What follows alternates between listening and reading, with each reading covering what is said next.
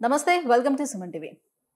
ఒక 1 week back ఒక ప్రముఖ వార్తాపత్రికలో వచ్చినటువంటి న్యూస్ ఏంటంటే, ఒక famous orthopaedic surgeon doctor Jain గారు వెల్లడించినటువంటి విషయం ఏంటంటే, 60 సంవత్సరాల తర్వాతే నీ రీప్లేస్‌మెంట్ సర్జరీ చేయించుకోవాలి అని. సో, అసలు ఎందుకు ఆ మాట అన్నారు? దీని వెనుకున్నటువంటి కారణం ఏమిటి? సో, బిఫోర్ చేసుకుంటే ఏమవుతుంది? దీనికి ఆల్టర్‌నేట్ ట్రీట్మెంట్స్ అసలు ఏమున్నాయి? ఈ విషయాలన్నీ కూడా మాట్లాడేందుకు మనతో పాటు ఉన్నారు డాక్టర్ సుధీర్ ధారా గారు from Epione pain management, Jubilee Hills. Hello sir. Hi అండి. సార్, సో అంత పెద్ద డాక్టర్ సార్. సో అంత పెద్ద డాక్టరే చాలా సింపుల్‌గా ఒకటే మాట చెప్పారు. బిఫోర్ 60 ఇయర్స్ అసలు మనం మోకాళ్ళకి సర్జరీ అనేది చేయకూడదు. I mean knee replacement surgery అనేది చేయకూడదు.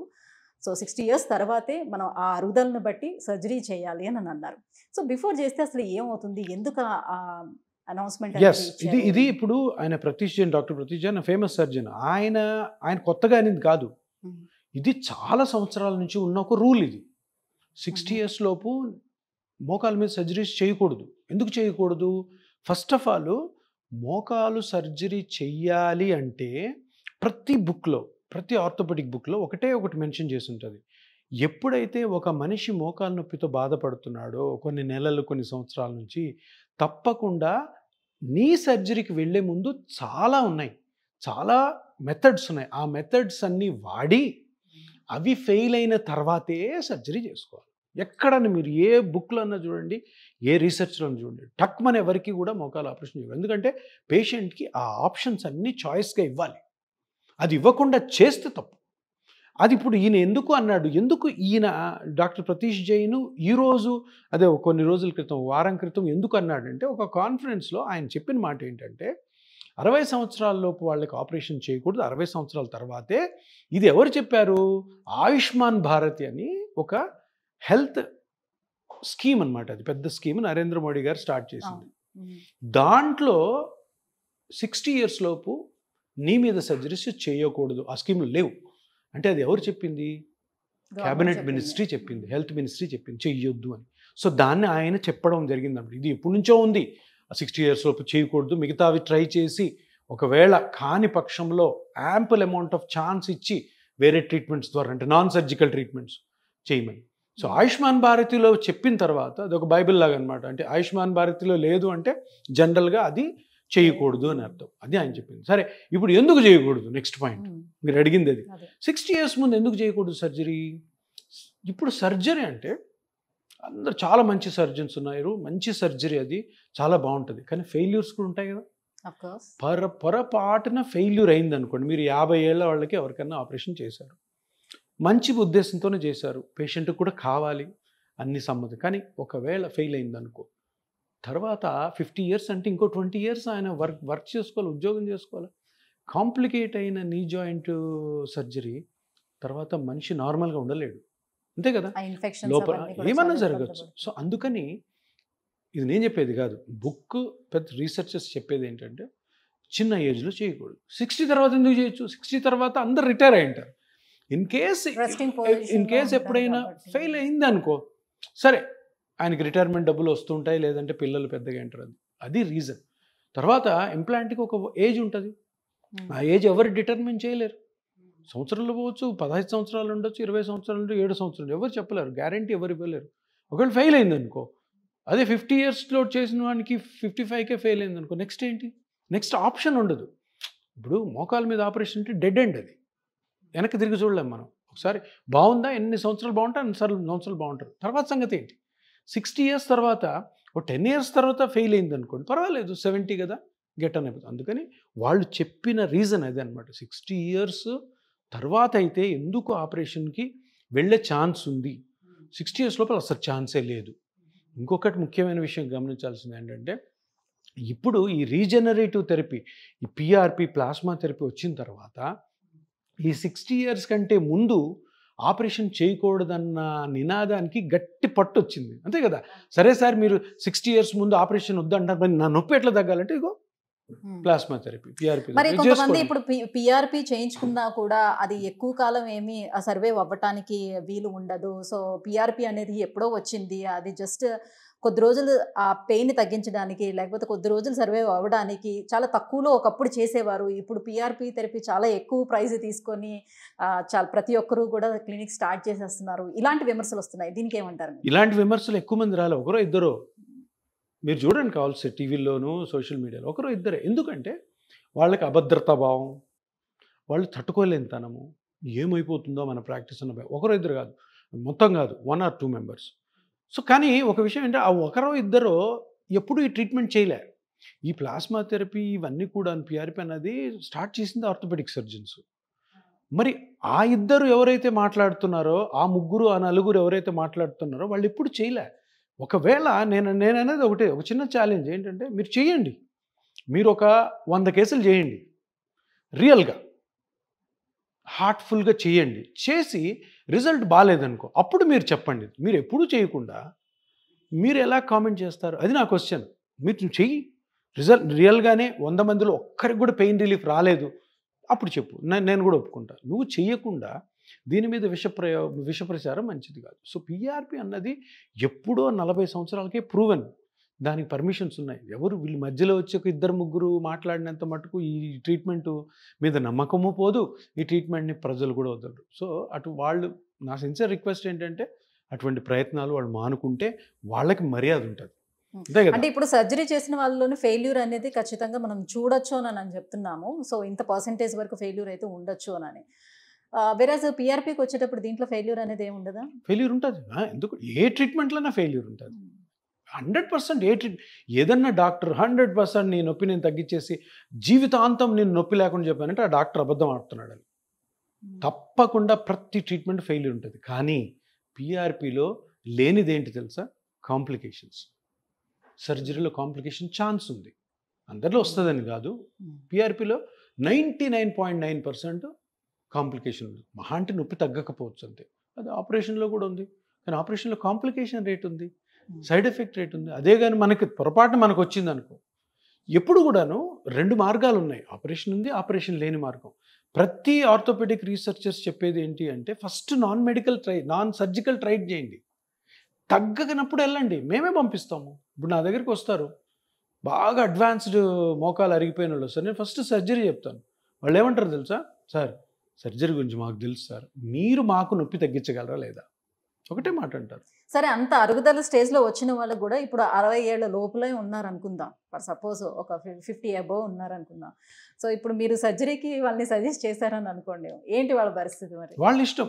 ఇప్పుడు ఎవరో అడుగుతున్నారు నన్ను, ఏదో కాన్ఫరెన్స్లో మొన్న అడిగారు, సార్ మీరు రీజనరేటివ్ థెరపీ, పీఆర్పీ ఇవన్నీ చేస్తుంటారు కదా, ఏదైనా పేషెంట్ వచ్చినప్పుడు ఆపరేషన్ పంపిస్తారా, మీరు పీఆర్పీ చేస్తారా, దానికి మీ దగ్గర ఉన్న రూల్స్ అండ్ రెగ్యులేషన్స్ ఏంటి అని అడిగారు. నేను ఒకటే చెప్పాను, పీఆర్పీ చేసుకోవాలా ఆపరేషన్ చేసుకోవాలా అన్నది నేను డిసైడ్ చేసేది కాదు, పేషెంట్ డిసైడ్ చేస్తాడు. ఎందుకంటే పేషెంట్స్ అందరికీ కూడా రెండింటి గురించి కూడా క్షుణ్ణంగా అన్నీ తెలుసు. పీఆర్పీ అంటే ఏంటి, అది ఎలా ఉంటుంది, అది ఎలా చేస్తారు, సర్జరీ అంటే ఎలా ఉంటుంది, అంతా తెలుసు. సో ఆప్షన్ అంతా పేషెంట్కి. మనం అడ్వైస్ చేస్తాం, చూడు బాబు నీకు ఇది బాగా ముదిరిపోయి ఉంది కాబట్టి నువ్వు ఆపరేషన్కి వెళ్తావా, నాకు తెలిసిన డాక్టర్స్ ఉన్నారు నేను పంపిస్తాను. సార్ ఇన్ని చూపిస్తారు ఆర్థోపెడిక్, ఇంతమంది డాక్టర్ దగ్గరికి వెళ్ళాను సార్, అందరు ఆపరేషన్ చెప్పారు, నాకు చేసుకోవాలని లేదు, మీరు తగ్గించగలరా? అలాంటప్పుడు నేను తగ్గించకుండా పేషెంట్ని రిజెక్ట్ చేస్తే అది పెద్ద క్రైమ్ అవుతుంది. తప్పకుండా నేను తగ్గించాను. నేను డాక్టర్ని, పెయిన్ స్పెషలిస్ట్ని, పెయిన్ మేనేజ్మెంట్ స్పెషలిస్ట్ని, చచ్చినట్టు నేను తగ్గించాలి. ఎందుకు ఆ పేషెంట్కి నేను సర్జికల్ ఆప్షన్ ఇచ్చాను, పేషెంట్ సర్జరీ వద్దన్నాడు, తప్పకుండా అది నా రెస్పాన్సిబిలిటీ, నేను చచ్చినట్టు చేయాల్సిందే. సో ఇది అర్థం చేసుకోవాలి ప్రజలు. ప్రతి కేసుని ఆపరేషన్ పంపించడం, ప్రతి కేసుకి పీఆర్పీ చేయడం ఉండదు. సో ఉన్న కండిషన్స్ ప్రకారము మనము సైంటిఫిక్గా ఒక ఆప్షన్ ఇస్తాం, చూడు ఇది బెస్ట్ అని. పేషెంట్ నాకు వద్దు అంటే ఇది. ఇప్పుడు కొంతమంది పీఆర్పీ చేయమని సర్జనే చెప్తాడు, చూడు బాబు ఇది అంతగా అరిగిపోలేదు, లేదంటే ఏదో ఇప్పుడు బాగానే ఉంది కాబట్టి, ఏజ్ చిన్నది కాబట్టి నువ్వు పీఆర్పీ చేసుకో అంటే పేషెంట్ ఏమంటాడు, నాకు పీఆర్పీ వద్దు సార్, సర్జరీ కావాలంటాడు. చేస్తారు సర్జరీ. ఆప్షన్ మన దగ్గర లేదు, పేషెంట్ దగ్గర. సో మీరు ఎన్నో సంవత్సరాల నుంచి ఈ పీఆర్పీ చేస్తున్నారు, సో మీకు ఎంతో ఎక్స్పీరియన్స్ ఉంది. ఇన్ని సంవత్సరాల మీ ఎక్స్పీరియన్స్లో సో ఎన్నో వేల ట్రీట్మెంట్లు మీరు చేసి ఉంటారు. సో ఈ సక్సెస్ రేట్ అనేది ఎలా ఉంది? సో పేషెంట్స్ నుంచి మీకు వచ్చేటువంటి రివ్యూస్ ఎలా ఉంది? పేషెంట్ అదే, నేను ఇప్పుడు దగ్గర 8 years నుంచి స్టార్ట్ చేసి కొన్ని 1000s చేసి ఉంటాం కదా. సో బేసిక్గా నాకు కూడా ఏముంటుందంటే ఎలా ఉంది రిజల్ట్, ఎంతమంది బాగున్నారు, ఎంతమంది బాగాలేరని ఈ ఫోన్ కాల్స్లో, తర్వాత రివ్యూకి పేషెంట్స్ వస్తుంటారు, తర్వాత మా మీద రివ్యూస్ రాస్తూ ఉంటుంది. దీంట్లో ఓవరాల్గా చూసినప్పుడు దగ్గర 85 to 90%, 100 మందికి చేశాను అనుకో, 85 నుంచి 90 మంది ఈ 8 yearsలో ఇప్పటికి కూడా బాగున్నారు. 10 to 15% అంతగా పని చేయలేదు అది, బట్ 85 to 90% సక్సెస్ఫుల్గా ఉన్న ఏ ట్రీట్మెంట్ అయినా సూపర్ హిట్. అంతే, ఏది చిన్న ఇంజెక్షన్తో, సర్జరీ కాకుండా. సో అది ఇపియాన్ యొక్క స్టాటిస్టిక్స్ ప్రకారం సక్సెస్ రేట్ మీరు అడిగారు కదా. అంటే ఈ సక్సెస్ రేట్కి ముఖ్యమైన ఉద్దేశం ఏంటి తెలుసా? బిలీఫ్. పేషెంట్కి నమ్మకం ఉండాలి, బిలీఫ్, నాకు నమ్మకం ఉండాలి. నేను ఈ ట్రీట్మెంట్ ఈ పేషెంట్కి చేయడం ద్వారా పేషెంట్ హ్యాపీగా ఉంటాడా లేదా, లేని పక్షంలో నేను చేయను, వద్దమ్మా. ఇప్పుడు కొంతమంది వస్తారు నా దగ్గర, సార్ నాకు 48, నా మోకాలు కంప్లీట్ అరిగిపోయింది, నేను అన్ని పనులు చేయాలి సార్, పొద్దున్న లేచినప్పుడు రాత్రి వరకు నేను నిలబడే ఉండాలి, నేను చేయను. అక్కడ ఫెయిల్ అవుతుంది. సో నేను అంటాను, చూడమ్మా, ఈ ట్రీట్మెంట్కి కొన్ని రూల్స్ అండ్ రెగ్యులేషన్స్ ఉంటాయి, అవి నేను చెప్తాను, అవి మీరు పాటించాలి, పాటిస్తేనే సక్సెస్ అవుతుంది. వచ్చారు కదా అని అందరికీ చేయడం చాలా తప్పు, వచ్చారు కదా అని సర్జరీ చేయడం కూడా చాలా తప్పు. సో పేషెంట్ యొక్క రిక్వైర్మెంట్ బట్టి, పేషెంట్ యొక్క ఏజ్ని బట్టి, పేషెంట్ చేసే పనిని బట్టి, ఉన్న ఆప్షన్స్ని బట్టి, ఆప్షన్స్ అన్ని పేషెంట్ ముందు పెట్టి నువ్వు సెలెక్ట్ చేసుకో, 1, 2, 3 ఉన్నాయని. అలా వెళ్ళినప్పుడే మంచి ప్రాక్టీస్ జరుగుతుంది. మనం నమ్ముకొని వచ్చిన పేషెంట్కి మంచి చేయగలుగుతాం. సో ఈపియాన్ పెయిన్ మేనేజ్మెంట్లోని కేవలం పిఆర్పి థెరపీ ఒకటే చేస్తున్నారా, లేకపోతే ఇంకా అదర్ ట్రీట్మెంట్స్ కూడా ఏమేమి అవైలబుల్ ఉన్నాయి? ఇపియాన్లో అంటే ఈ ట్రీట్మెంట్ మన ఈ హాస్పిటల్లో ఉన్న మెయిన్ కాన్సెప్ట్ ఏంటంటే దీర్ఘకాల నొప్పి, ఏ నొప్పి అయినా కానీ, తల నుంచి కింద టో వరకు, హెడేక్ నుంచి మొదలు పెడితే ankle joint, heel, fingers, toes, ఎక్కడైనా కానీ క్రానిక్ పెయిన్, దీర్ఘకాల నొప్పి. దీర్ఘకాల నొప్పి అంటే డెఫినేషన్ కూడా చెప్తాను. 15 days to 1 month కంటే నొప్పులు మీకు ట్యాబ్లెట్స్తో తగ్గకుండా ఉన్నాయంటే వాటిని దీర్ఘకాల నొప్పులు. ఇంకొక డెఫినేషన్ అంటే 3 నెలల వరకు ఏదో ట్రయల్ చేసి తర్వాత కూడా మీకు నొప్పి వస్తుందంటే దాన్ని దీర్ఘకాల నొప్పి అంటారు. ఈ దీర్ఘకాల నొప్పుల్లోకి 90% దీర్ఘకాల నొప్పులకి క్యూర్ లేదు, ట్రీట్మెంట్స్ లేవు, దాన్ని మేనేజ్ చేయాలి. సో దానిని ఆ దీర్ఘకాల నొప్పులకి ఇపియాన్ పెయిన్ మేనేజ్మెంట్ సెంటర్లో సర్జరీ లేకుండా ట్రీట్మెంట్ జరుగుతుంది. అది మైగ్రేన్ అవ్వచ్చు, ట్రైజెమినల్ న్యూరాలజీ అవ్వచ్చు, ఫేస్లో ఇంకా ఎక్కడైనా పెయిన్స్ అవ్వచ్చు, నెక్ పెయిన్ అవ్వచ్చు, సర్వైకల్ అవ్వచ్చు, షోల్డర్ అవ్వచ్చు, చెస్ట్ పెయిన్స్ ఉంటాయి, చెస్ట్ పెయిన్ ఇంటర్కాస్టల్ న్యూరాలజీస్ ఉంటాయి, అబ్డామినల్ పెయిన్స్ ఉంటాయి, క్యాన్సర్ పెయిన్ ఉంటుంది, hip joint pain, spine pain, dorsal spine pain, తర్వాత ankle, wrist, tennis elbow, plantar fasciitis, hip arthritis, avian necrosis of hip, ఇంకా ligament injuries, meniscus injuries, ankle injuries, tendo Achilles rupture. నాకు గుర్తుని చెప్తున్నావు, 20-30 ఇక్కడికి వచ్చింది. అంటే పాయింట్ ఏంటంటే ఇక్కడ ఈ పెయిన్ మేనేజ్మెంట్ సెంటర్స్ రాకముందు వీటన్నిటికీ ఆన్సర్ లేవు. ఇన్ని కండిషన్స్లో 2-3 సర్జికల్ ఆప్షన్స్ ఉన్నాయి, సర్జికల్ ఆప్షన్స్ లేవు మిగతా వాటికి. వీటన్నిటికీ ఆన్సర్ ఏంటంటే pain management centre. So pain management సెంటర్లో ఏం చేస్తారు సార్ అంటే, నాన్ సర్జికల్గా ఏ పార్ట్ అయితే డ్యామేజ్ అయిందో దాన్ని మళ్ళీ రీజనరేట్ చేస్తాం. ప్లాంటార్ ఫేషియైటిస్ అన్నాను, అరికాల్లో చిన్న పొర కట్ అయితే నిలబడితే నొప్పి వస్తుంది, అరికాలు నిలబడలేరు, కుంటుతుంటారు, ఎర్లీ మార్నింగ్ లేచినప్పుడు సివియర్ పెయిన్ ఉంటుంది. ఆ పొర కట్ అయింది కదా, దానికి పిఆర్పి చేయడం ద్వారా, ప్లాస్మా థెరపీ చేయడం అది కంప్లీట్ రికవర్ అవుతుంది, దానికి సర్జరీ లేదు. టెన్నిస్ ఎల్బో అంటారు, ఇక్కడ వస్తుంది, దానికి సర్జరీ లేదు, అక్కడ చిన్న టెండాన్ కట్ అయి ఉంటుంది, దానికి పిఆర్పి చేయడం వల్ల కంప్లీట్ రికవరీ ఉంటుంది విత్ సమ్ ప్రికాషన్స్. అట్లా ఇవన్నీ నేను సర్జరీ లేనివి చెప్తున్నాను. సర్జరీ వీలు కానీ సర్జరీ ఎక్కడెక్కడ ఉన్నాయి, స్పైన్ మీద సర్జరీస్ ఉన్నాయి, నీ జాయింట్ మీద ఉన్నాయి, హిప్ జాయింట్ మీద ఉన్నాయి, సర్వైకల్ స్పైన్ మీద ఇంకెక్కడ ఉన్నాయి. నేను మీకు చెప్పిన వాటిలో అన్నింటిలో ఒక 10% సర్జరీస్ ఉండేది, మిగతా వాటికి లేవు సర్జరీస్ రైట్ నౌ. సో అన్నిటికీ ఆన్సర్ ఏంటంటే pain management centre. But correct hospital, correct doctor దగ్గరికి వెళ్తే కరెక్ట్ రెస్పాన్స్ వస్తుంది. ఈ పెయిన్ మేనేజ్మెంట్ ట్రీట్మెంట్స్కి ఇన్సూరెన్స్ అనేది అప్లికేబుల్ అవుతుందా సార్? ఈ పెయిన్ మేనేజ్మెంట్లో ఇంతకుముందు లేవు, ఇన్సూరెన్సెస్ లేవు. మా ఎపియాన్ స్టార్ట్ చేసినప్పటి నుంచి ఒక 3-4 years తీవ్రమైన శ్రమ పడిన తర్వాత ఇప్పుడు మనకి 75% ప్రైవేట్ ఇన్సూరెన్సెస్ వచ్చాయి. క్యాష్లెస్ ఉన్నాయి, రియంబర్స్మెంట్ ఉన్నాయి. సో 75% 75 to 80% కవరేజ్ ఉంది, అన్నిటికీ లేవు. But 75 to 80% is very good number. ఒక 20% వాళ్ళు చేసుకుంటే 20% కంపెనీస్కి లేవు, ఆ కంపెనీస్కి లేవు, అవి చాలా తక్కువలేండి. మేజర్ కంపెనీస్ అన్నీ ఉన్నాయి.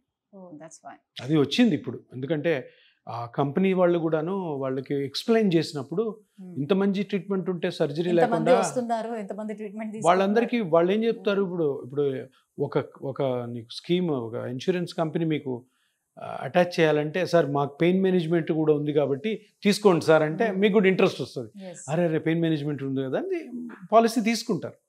సో అందుకని they are also happy, patients are happy, we're also happy. Yes, thank you sir, thank you so much. So 60 years below ఎందుకు మోకాళ్ళకి నీ రీప్లేస్మెంట్ సర్జరీ చేయకూడదు అన్న విషయాలు ఇంత క్లియర్గా తెలియజేసినందుకు థ్యాంక్ యూ సో మచ్.